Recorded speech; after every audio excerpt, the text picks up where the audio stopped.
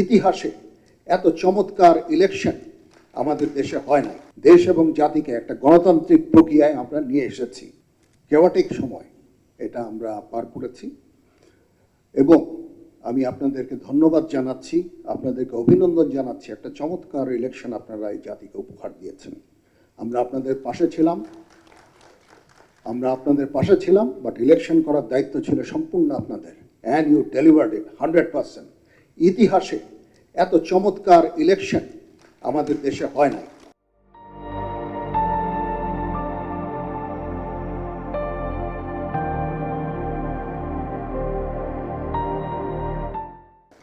তার মানে it shows যে যদি আমরা সামরিক এবং অসামরিক আমরা একসাথে যদি কাজ করি, সিভিল মিলিটারি যে রিলেশন, এটাকে যদি আমরা বিল্ড করি, তাহলে আমরা যে কোনো অসাধ্য সাধন করতে সক্ষম।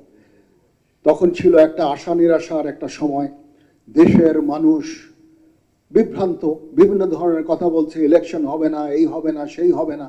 আমরা এটাকে মিথ্যা প্রমাণিত করে একটা চমৎকার একটা ইলেকশন করে দেশ এবং জাতিকে একটা গণতান্ত্রিক প্রক্রিয়ায় আমরা নিয়ে এসেছি।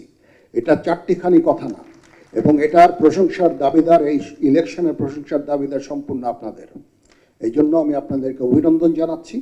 আর আরেকটা বিষয় হচ্ছে, আমি সব সময় আপনারা যখনই এই সেনাবাহিনীর কোনো সাহায্য চাবেন, পাশের যে ফরমেশন আছে ফরমেশনকে জানাবেন, তাদেরকে স্ট্যান্ডিং ইনস্ট্রাকশন দেওয়া আছে, তারা ইনস্ট্যান্টলি বের হয়ে আপনাদের সহায়তা করবে।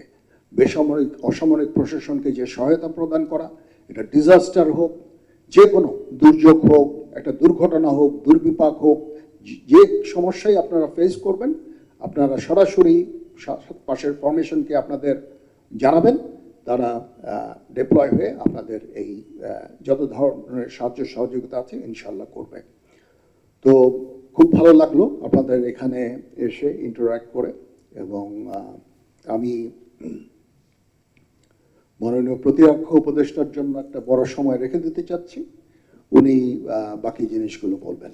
সবাই ভালো থাকেন, আল্লাহ হাফেজ।